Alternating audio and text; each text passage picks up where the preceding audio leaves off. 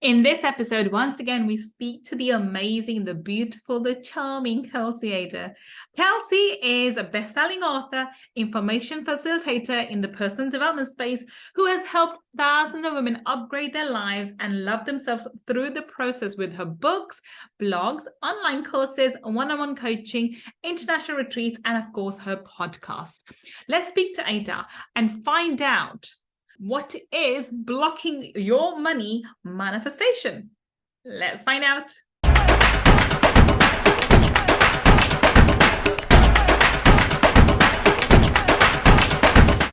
Welcome. This is Gull, your money mindset expert. And today, once again, we have the charming, we have the wonderful, and we have the extremely young, I would say, Kelsey Aida. Welcome, Kelsey. Thank you. Happy to be back. So we had such a fantastic conversation on Friday, Kelsey. We had to have you back today. Kelsey, everyone's heard once again how wonderful you are, but please, in your own words, tell everybody what it is that you do. Yes. So I am a best-selling author and a transformation facilitator. I really help people to manifest their dreams, to live more intentionally, to manifest and create their best life while loving themselves radically through the process. Because anyone who's been on a manifestation journey knows that it's really a process of becoming. There's a lot of healing involved. There's a lot of personal development involved in order to align with the life that you want to create. So that's what I help people do. Which is perfect because today's topic is what's blocking your money manifestations. So let's start with it. So what do we mean by this? Well, what do you mean what's blocking my manifestations? I mean, I know what that means, but I want you to define it from your point of view. Yeah. So a blockage is a strong word, but there's not really like a better word for it. But a blockage could be like some way that you might be self-sabotaging your financial freedom. It could be a thought pattern that you keep practicing that's stopping you from going for it. It could be a belief that you've been holding for a long time that keeps money away from you. There are many different ways that we can slow the flow. Let's just say maybe it's not a full-on blockage, but it's just a little clogged, where we slow the flow of finances coming in and welcoming in financial abundance.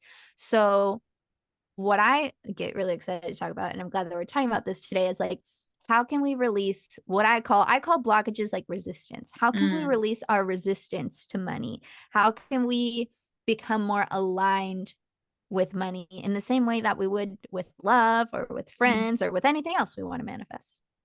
So tell us, walk us through this process. How do we first of all recognize we're resisting it and that there are blockages, and secondly, what's the process? What's your process to remove these blocks?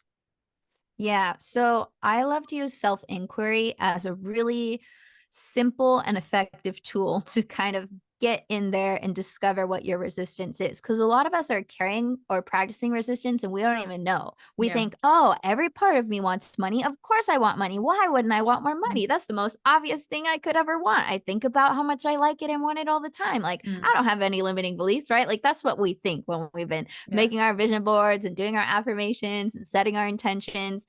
But if you ask yourself a question such as, and there are other questions, but this is one of the big ones that helps a lot of people. If you can ask yourself something along the lines of, is there any part of me that might not be on board with me having as much money as I say that I want? And then just be silent and listen. Because when you listen, you'll probably notice that there's some different parts in the back of your psyche that are like, I don't want more money because that means we're going to pay more in taxes. I don't want more money because that means that people aren't going to love us for us. They're just going to want our money. I don't want more money because that means that blah, blah, blah, blah, blah. Like, you're going to run into some things that you probably didn't realize that were there just by asking the question and getting really curious and being honest with yourself. Like, if I was really honest with myself, is there any part of me that might not be on board with this and why? And then you start to have the internal dialogue once you kind of, it's almost like the visual I'm getting is you go into like a still lake, and then as soon as you start stepping in there, the dirt starts coming up, and it's not like so clear, but you start stirring it up. yes, you're stirring the internal pot by asking the questions. Some stuff's going to come up, and then you have to kind of like sift and sort through that and kind of wait for it to settle. That's the imagery that's coming to mind for this process. But it's really asking, listening, and then once you've identified 1, 2, 3, 10 pieces of resistance, whether they're thoughts, whether they're beliefs, whether they're, whatever it is, programming, blah, blah, blah, then you have a choice. The beauty is you finally know like some things that are probably blocking you from calling it in or letting it in. But then, well, let's put it this way first. Sometimes just seeing the resistance is enough for it to not be a problem anymore. Because you might see the thought or the belief and be like, oh, well, that's ridiculous. I don't actually believe that, or I don't want to choose to believe that anymore. And you can let it go. But sometimes that's not enough. Yes, I'm going to stop there because, as you were saying this, because I do this all the time with money blocks. Yeah. The problem is at times we don't even recognize that it's a limiting belief or it's a block. Right. It just feels like normal. It just feels normal because that's how things are. And I think one of the major ones that I found would be, that people like us don't make money like that. It's just not done. And this could be a belief that's not just coming from your parents, it's generational. So it comes from your grandparents and their grandparents and their grandparents. And God forbid if you put in the Holocaust or some other, something terrible that happened in your lineage. And for Black people, it's the slavery. For Jews, it's the Holocaust. For other, based on whatever, I think for Pakistanis, it's the partition, India-Pakistan, when that partition happened. And, I know some of my family has the issue from the brutality. And so it could be a few generations back, but it's so instilled in you as a person. It's become part of your paradigm. And when something's behind your paradigm, you don't even question it. Like, I'm a girl, that's my paradigm. I don't question I'm a girl. It's just, I am. That's who I am. This is how the world is.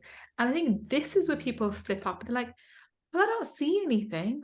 I don't. Yeah, because like the stories and the beliefs can almost disguise themselves as facts because you're so intertwined with them. You don't think, oh, that's a limiting belief. You're just like, well, that's just the way it is. Exactly. This is crucial. This is where you need someone like you or myself to identify, like, no, that's not how things is. That's how you believe it to be. So that's part of your paradigm, not reality, not the general reality. And it's part of your reality because it's a paradigm. And when a belief becomes a paradigm, it's so powerful. It has to manifest itself in terms of your reality. This is, I think that this is the most difficult part for people to recognize, because general beliefs, they do. I think another one is, I think that the other one that's become apparent to me is when people think if they start making money, and this one, let's just put the elephant, but let's speak of an elephant in the room. If you start making money, which most people don't make in a year, you start making on a monthly basis, you will be an outsider. And your personal contacts with 99% of the people around you, they will, because they won't be in a vibrational match with you anymore, they will diminish. Let's just be very, very clear about it. And people think, oh, that means I'll be all alone. Oh, that means I'll be rejected. Oh, no. Don't want that. Stay away, money. Yeah, exactly. And so this is one of the things that people, why would I do that? I don't care if my family doesn't talk to me. I don't talk to them anyway. Yes, you do. It matters to you whether you like it or not. And to have that element of rejection coming on, you're like, no, don't want that money. Go away. I'll stay poor like the rest of my family, because that way I'm part of the family. Even if I'm the black sheep, I'm still part of the family. Does that make sense? Yeah, that makes perfect sense. And I feel like you actually kind of alluded to the answer, and I'm going to give like a 2-part answer to your question about like, what if the belief is so ingrained that it's disguised as like a fact? Yeah. So I will say you can't always get into all your own blind spots on your own. Yes. Which is the purpose for facilitators, coaches, people like you, people like me, who can help you to recognize and question things. Yeah. Sometimes you can't do it all by yourself. So I will say that. That's very true. Other times too, once you've practiced it enough, it becomes easier and you start to question everything. Like when you Mm. get in the habit of questioning, it makes it easier to question things that you've even believed or practiced your whole life, because you just get into a questioning zone of like, well, what if I just questioned this for a second? What if I just looked at this and was like, is this the ultimate truth? Or am Mm. I open to a different possibility? Because, like, let's say, for example, what was the example that you gave earlier? I want to go back to that. When you were saying, like, what if someone has a belief that like it's not possible for people like me, or what was the wording that you used? So people like us, so that there are people like us, we we're the working class or middle class, and people like us don't go meet the queen. People like us don't have a private jet. People like us don't live in mansions. It's we are normal people, and we are here. We cannot go there, and that's just not possible. And if you try and get there, then you're an outsider and you'll be rejected. They don't actually people say this. It's just a subconscious sort of ideology that if you come out of the, because this is tribal, keep in mind, this is tribal mindset that we have. If we're out of the tribe, we're not safe anymore, and we don't want to leave the tribe. Doesn't matter how much we hate the tribe, we want to stay in the tribe because it's safe. Survival. Yeah, survival. Yes. So with that belief as an example, there's kind of two parts. So the people like us part, that would be an opportunity. Like if you don't know to question this, then this would be your coach helping you question. But if you do, or if you are open to questioning everything, even if you've never questioned it before, the question could look something like this. Well, can I know for certain that normal people like me have never moved up the money ladder? Well, no, that's kind of like unreasonable to say. Are there any examples of people who started off normal, middle class, and now make a ton of money? Probably if I looked for examples of that, I might be able to find them. And then your paradigm, it starts shifting little by little, and you can start to look for evidence of the opposite. And you can even ask, like, could it be true that maybe this thing that I've been believing my whole life is not only not the ultimate truth, but the opposite could be just as true, if not truer? I just have never looked for evidence of the opposite. I've only looked for evidence to confirm my bias and my beliefs. So of course I feel strongly about it.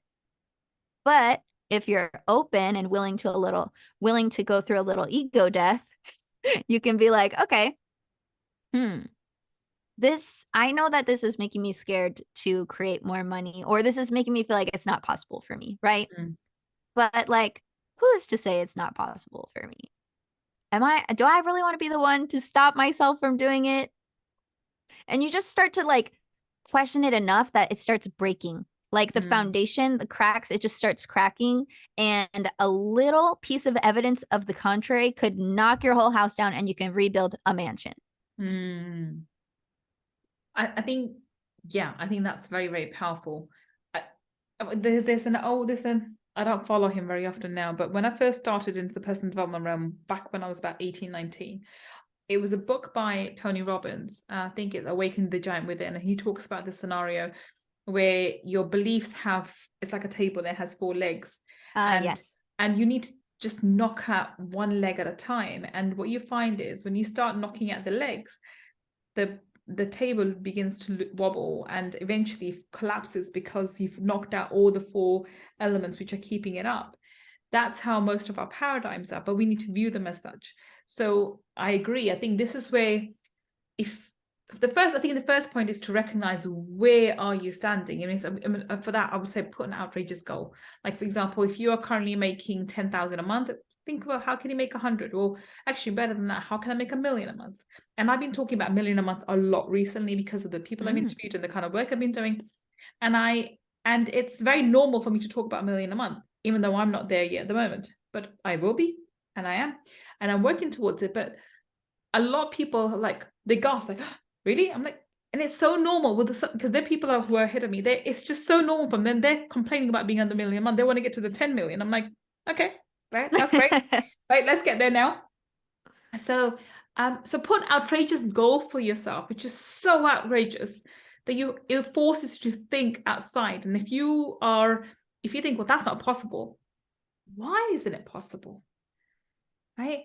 Because when I was thinking about the 1 million, I was like, I want to get to 1 million a month and whatever.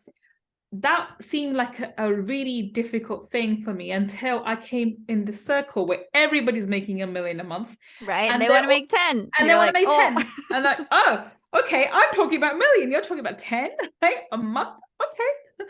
This is good. This is really good, right? And it forces you to think outside of your paradigms, because I think far too many times we're comfortable with our we become comfortable with being uncomfortable. And when I think if you're making 100,000 a month, then I think you're comfortable enough. That's just comfortable. But I think most people, even at 10,000 a month, they have so many expenses going out that it's not comfortable. Let's be real. If you're a business owner, you still have so many expenses going out that you're barely making ends meet at 10K a month. That's when you still, but if you're making 10K a month, you're like, oh, that's not more than anybody else. Oh, I'm okay. I'm comfortable. I'm okay. I'm actually doing really well. I'm wealthy. I'm rich. But then that's where you have to think big. That's where all these these mentors, Brian Tracy and Bob Proctor, may he rest in peace. He was one of my favorite mentors who died. May he rest in peace.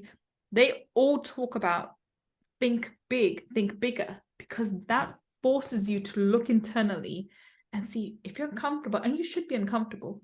Why are you uncomfortable? Because that's what sheds light on your limiting beliefs, no?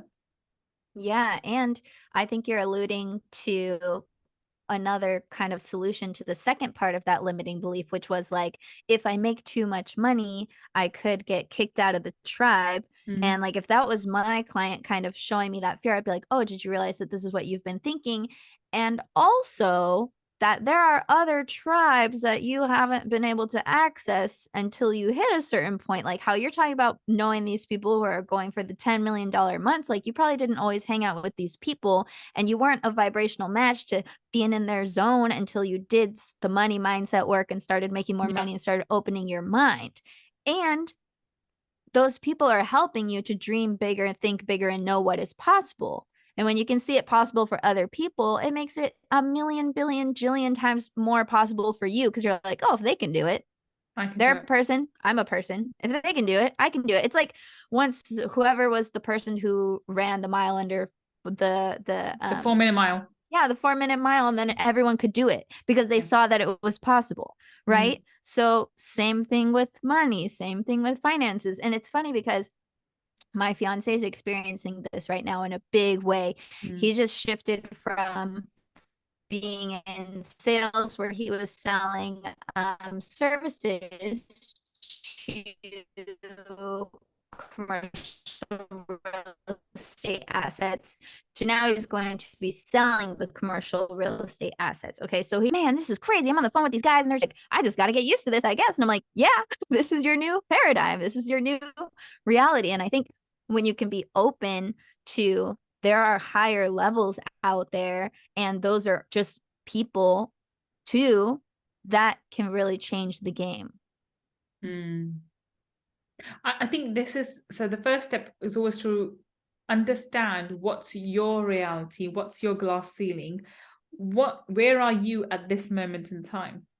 I had no idea that my glass ceiling was $1 million a month until I got into this, until I started speaking to all these other individuals, and how quickly you can get there. Because one of the people that I'm speaking to, this individual was literally had started from scratch just a couple of years ago, and currently owns a business which is worth, I think, about doing 10 or 20 million turnover, and they've got I think 2 million profit, and by the end of this year they're looking to get to 26 million turnover. Like, the speed at which this is happening is just blows your mind, and allows you to think, oh, okay, that can happen for me too.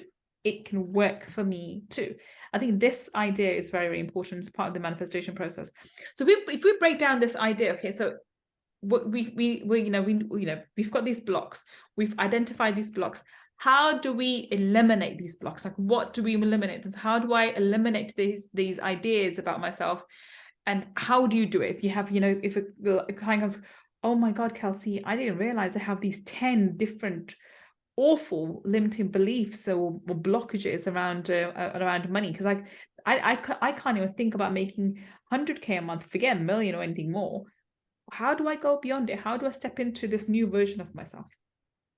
Yeah, great question. So I think we kind of covered like the groundwork and step one. So the groundwork, identifying the resistance. Step one, start to question it, start to shake up the foundation, start to really get curious like, okay, is this the only ultimate truth? Mm, Then I would say the next step in the process, it depends on what the resistance or the blockage is, because there's a lot of different ways you can handle it and release it. But just to be general, I would say that the next step can be once you've identified it, you've questioned it, you have to kind of figure out, okay, what's the opposite of that that's going to be supportive to me? So if mm, the original belief was, who am I to do this? People like me can't do it. Okay, let me question that. Okay, no, actually, some people like me have done it. Okay, yeah, I'm feeling like it's more possible. Like, why not me? Okay, so now I'm feeling open to the opposite.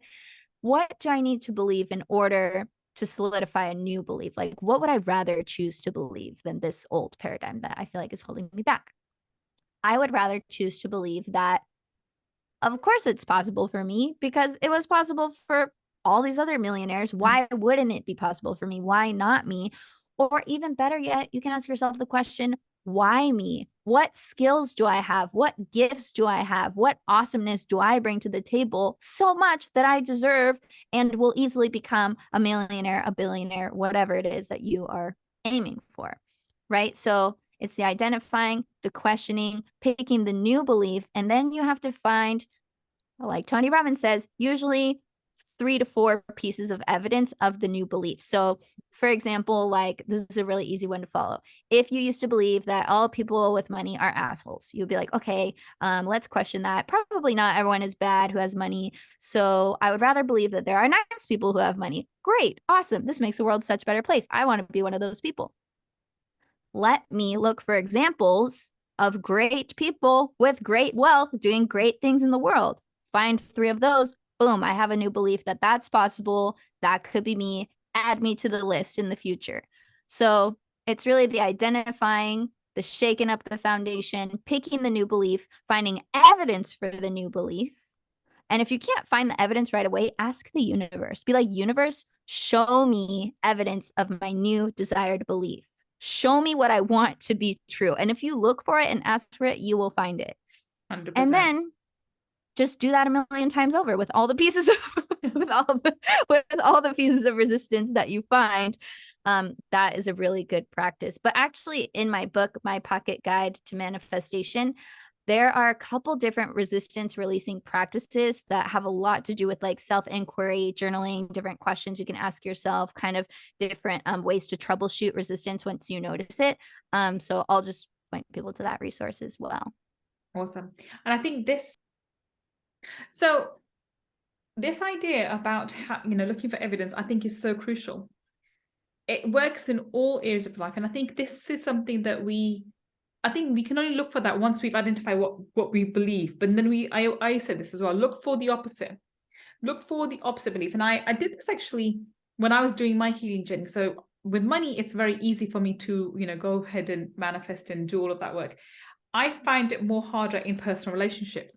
And then my mentor for my inner journey, she gave me the homework of, okay, I've never seen really healthy masculine relationships with men, between husband and wife. You should look for, not personally around you, but just generally the whole world, the globe as in general.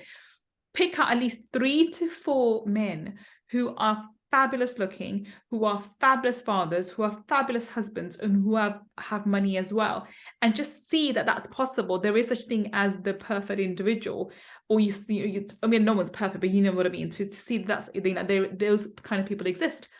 So I started looking, and I kid you not, that when you ask universe for help, this is the point I was making. When you ask that support from the universe gives it.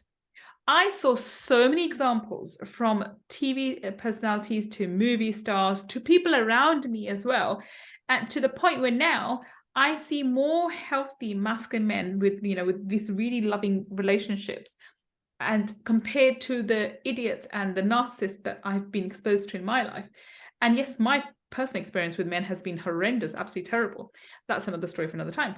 But I see evidence of amazing men everywhere, to the point when, if somebody even says, oh, all men are this and this, and I said, no, few men are this way, Majority of the men are kind, considerate, compassionate, and loyal, and are loving husbands and loving, fathers. I correct people on purpose because I look for evidence of nice people, and that's obviously women as well. Women are nice, whatever else, but I always thought women are always nice. And I actually to look for evidence the other way around, to think there are bad women as well as bad men. It's not just all good women and all bad men. But right. Anyway, the point being, I had difficulty, and it took me a long time to look for evidence in that direction. Okay, I think at least until my first 40 years of my life, I believed all men would fill in the dots, right? Hence, I'm not surprisingly, the men I met in my life would fill in the dots, right? So this is why I really agree with you that if you are having difficulty seeing evidence of the opposite of what you want to believe, so if you want to believe that rich people are kind, rich people are helpful, rich people, money makes you considerate, money makes you compassionate, money makes you generous, ask the universe to give you examples, send you those examples, and I promise you the universe will comply and will show you evidence of people with lots of money who are compassionate, who are kind, who are generous, who would befriend you, to help you, and support you also. That's the point I was making. Yes, and I have a piece of somewhat unpopular, contradictory manifesting advice that goes along with this. So even if you can't fully believe the belief that you would rather adopt, even if you can't fully get behind the new belief that you're trying to build yet, as long as you're open to the possibility, that's enough for you to open the door for manifestation to start moving towards you. A lot of law of attraction teachers will say, you have to believe it 1000%. You have to think it's so real. If you don't believe it, it's not going to happen.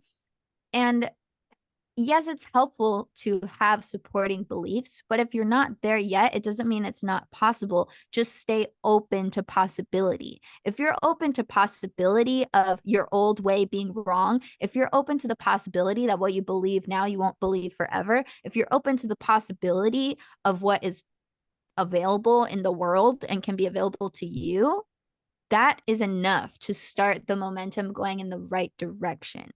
So 100%. Don't feel like you have to have perfect beliefs in order to manifest all this money. You don't. It's helpful, but you don't have to have it. You just have to be open to the possibilities.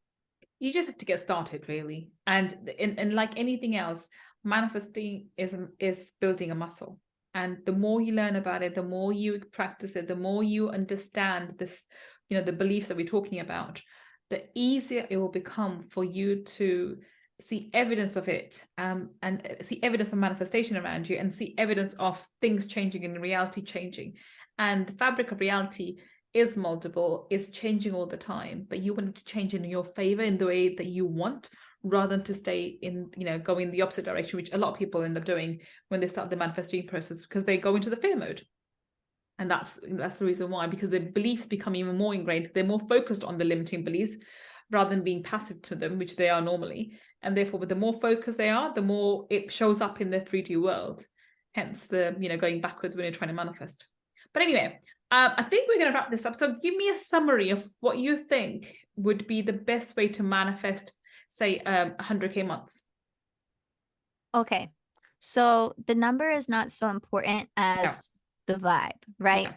So getting into the vibe is a process of first asking yourself why. A lot of people don't stop to ask the why. Like, why do you want 100,000 a month? Why do you want $1 million a month? Why do you want 10 million a month? What is the feeling that you're after? Is it growth? Is it feeling successful? Is it feeling bougie? Is it feeling luxurious? Is it feeling like a boss babe? Like, what is the feeling that you're after? How can you start cultivating more of that now? And what's stopping you from feeling those ways now, aside from not having the money yet? Because that's a cop-out answer. I hate when people say that. Oh, I don't feel like that because I don't have my manifestation. Well, duh, but that's not what I mean. I mean, like, why aren't you allowing yourself to feel like a boss babe now? Why aren't you allowing yourself to feel successful now? Why aren't you looking for how accomplished you are now? Right? So I want people to bring it back to the present, make it less about the number and more about the feelings and the energetics. And also do the process that we talked about today of, is there any part of me that's not on board with this? Do I have any any stickiness inside of me that's not super excited about the money. Like, let me explore my internal world, uncover some resistance, deal with that, and then you'll be more aligned than ever because you're focusing on how you want to feel and you're going for that feeling directly. And if there's anything in the way, you are digging it up and getting it out to align your energy even more cleanly. So it's really two parts of like intention setting work, going towards what you want, and then also troubleshooting any resistance that you find along the way. Wonderful, wonderful. Okay, so this has been a fascinating conversation. We can carry on talking forever, but let's wrap this up. Tell us, Kelsey, how can we connect with you? Where can we find you on the internet?